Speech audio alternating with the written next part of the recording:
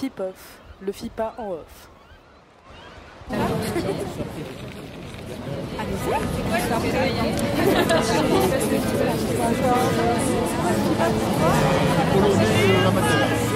Alors, ça parle quoi du FIPA?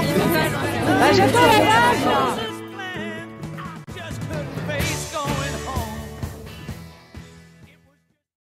Alors, nous sommes actuellement dans l'enceinte de la soirée du FIPA, dans la grande salle des ambassadeurs, et il y a de l'ambiance. Alors, on peut apercevoir les membres du jury se servir et se resservir au bar. On a un concours des tenues les plus originales.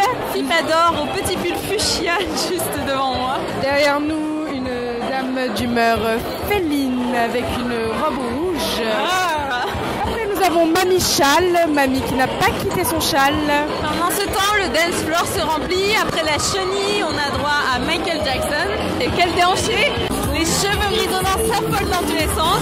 Bonsoir, moi je m'appelle Franceline. Ça fait 2 ans que je ne fais plus le FIPA, mais comme j'ai beaucoup d'amis, on m'a dit Francine, viens avec nous. Et comme d'habitude, je me régale. Bien, et ce soir, après ce film, j'avais envie de me détendre et d'oublier un peu les tourments du cerveau. Vous voyez, je danse toujours comme une jeune, même si j'ai plus le droit de le faire. Écoutez, moi le problème c'est la musique, je ferme les yeux et je m'emballe. J'ai 64 ans et je m'en fiche.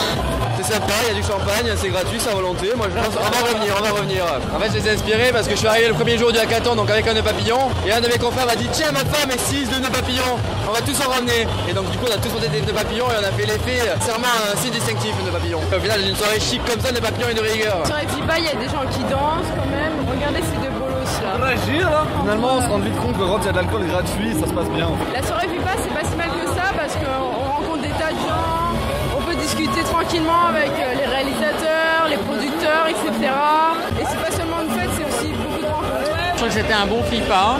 Il y avait vraiment des découvertes et des films intéressants. Bon endroit pour la soirée de clôture. Il y en a déjà eu beaucoup d'autres ici, mais c'est un bon endroit. Après, quand il y a des moments libres, et c'est surtout des rencontres assez extraordinaires avec les journalistes, les producteurs, les réalisateurs.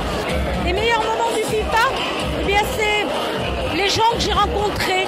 Par exemple, des gens qui avaient eu des FIPA d'or. Et quand je venais à la soirée, ils me disaient on a le FIPA d'or, mais c'est vous qui le méritez. Et je trouve que c'est un festival où il n'y a pas les grands, les petits. On est tous pareils. Et ben, une anecdote, mais tout à fait.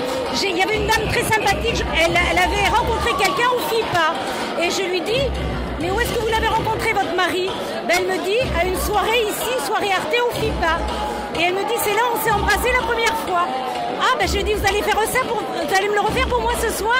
Et je suis venue à la soirée, ils étaient à table, je l'ai regardé, et elle a embrassé son mari comme